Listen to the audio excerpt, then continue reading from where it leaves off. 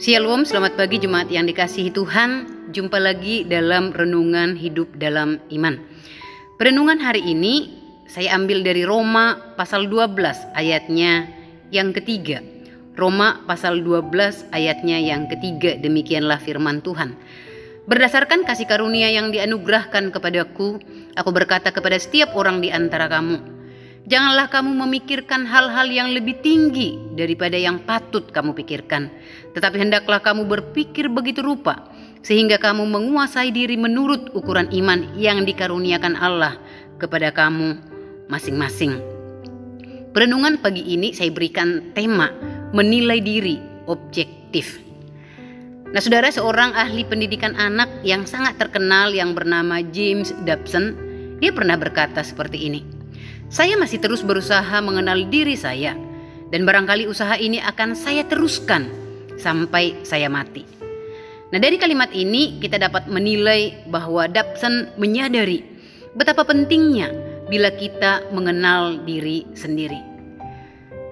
Seorang yang betul-betul dewasa dan matang pribadinya, dia akan mengenal kekuatannya, mengenal keunggulannya, dan mengenal batas kemampuannya, serta berani dengan jujur mengakui kelemahan dirinya dan dengan pertolongan Tuhan berusaha bertumbuh dan memperbaiki kelemahannya.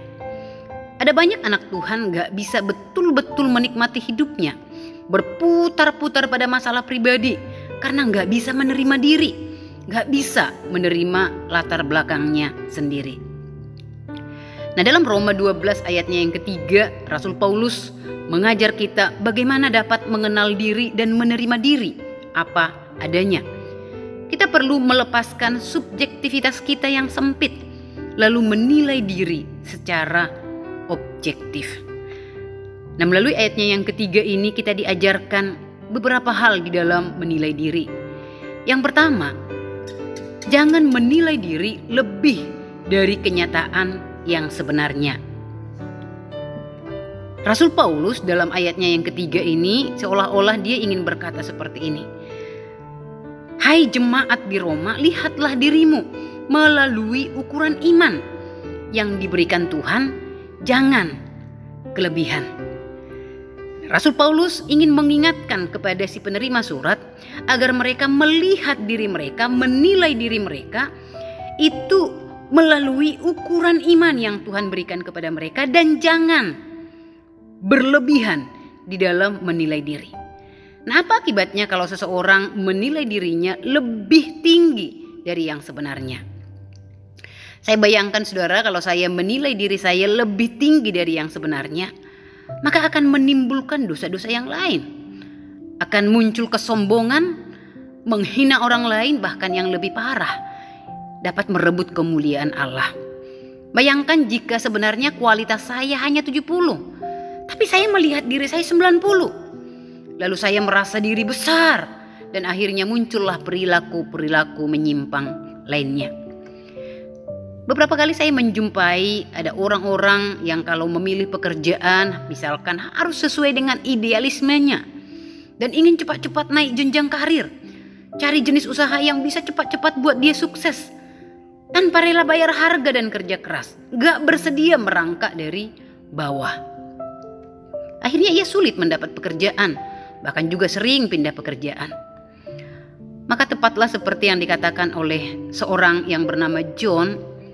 Dia berkata seperti ini, manusia modern berharap dengan sebuah pil ajaib yang ia telan bisa membereskan semua masalahnya tanpa harus menanggung banyak risiko. Saudara, itulah mentalitas manusia modern. Yang lebih menyedihkan lagi, ada banyak orang jadi stres karena kenyataan hidup tidak seindah yang ia mimpikan. Saudara, tidak menilai diri lebih dari kenyataan sebenarnya bukan berarti kita hidup bermalas-malasan. Bukan berarti kita nggak berusaha memikirkan pengembangan diri dan memperbaiki taraf hidup kita. Kita tetap perlu berusaha dan berjuang.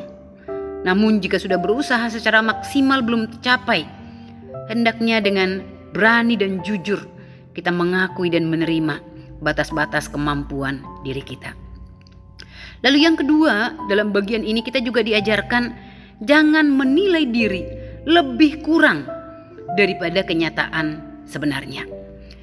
Nah saudara, menilai diri kurang dari yang sebenarnya akan menimbulkan berbagai dampak negatif.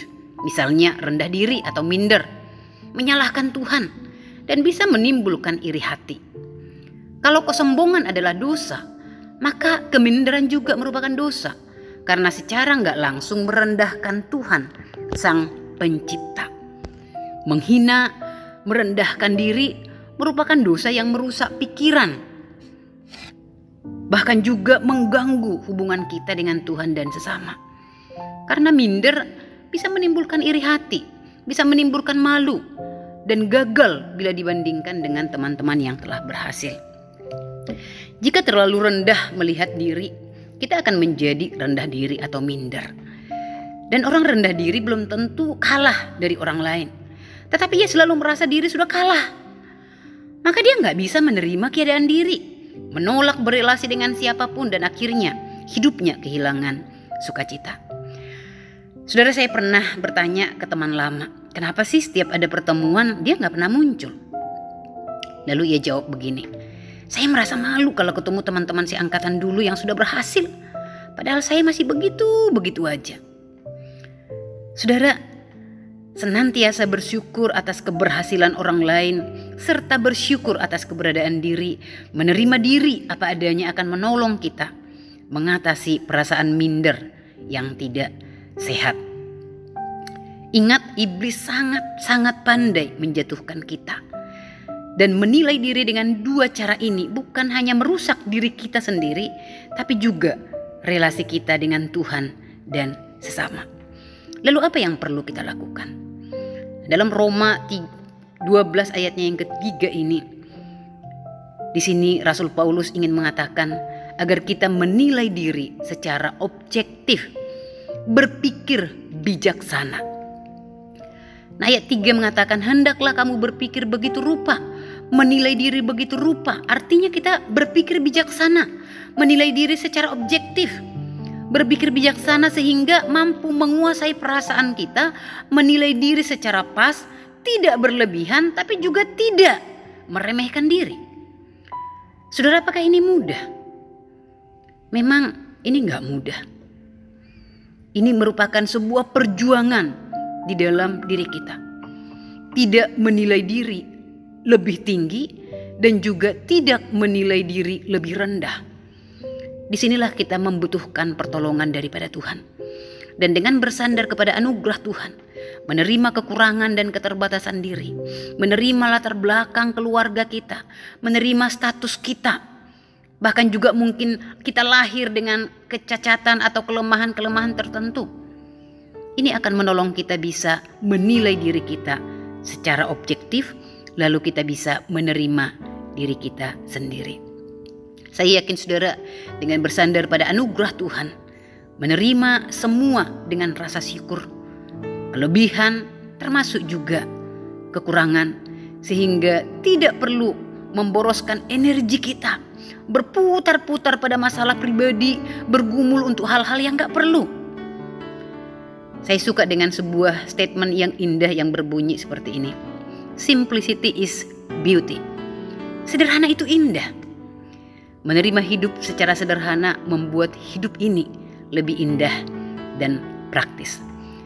Saudara, teruslah berjuang dan jangan terjebak dengan tipuan iblis yang melemahkan dan merusakkan kerohanian kita. Mari kita berdoa. Tuhan, kami bersyukur Tuhan menyapa kami dengan perenungan pada pagi hari ini. Maka tolonglah kami Tuhan, agar kami boleh menilai diri kami, melihat diri kami secara objektif menurut ukuran Tuhan, bukan menurut ukuran manusia. Sekalipun ini tidak mudah, tapi dengan kami boleh terus bergantung dan bersandar kepada Tuhan, kami akan dimampukan untuk melihat diri kami sebagaimana Tuhan boleh melihat kami. Terpujilah Engkau Bapa, di dalam nama Tuhan Yesus kami berdoa. Amin. Tuhan Yesus memberkati kita sekalian.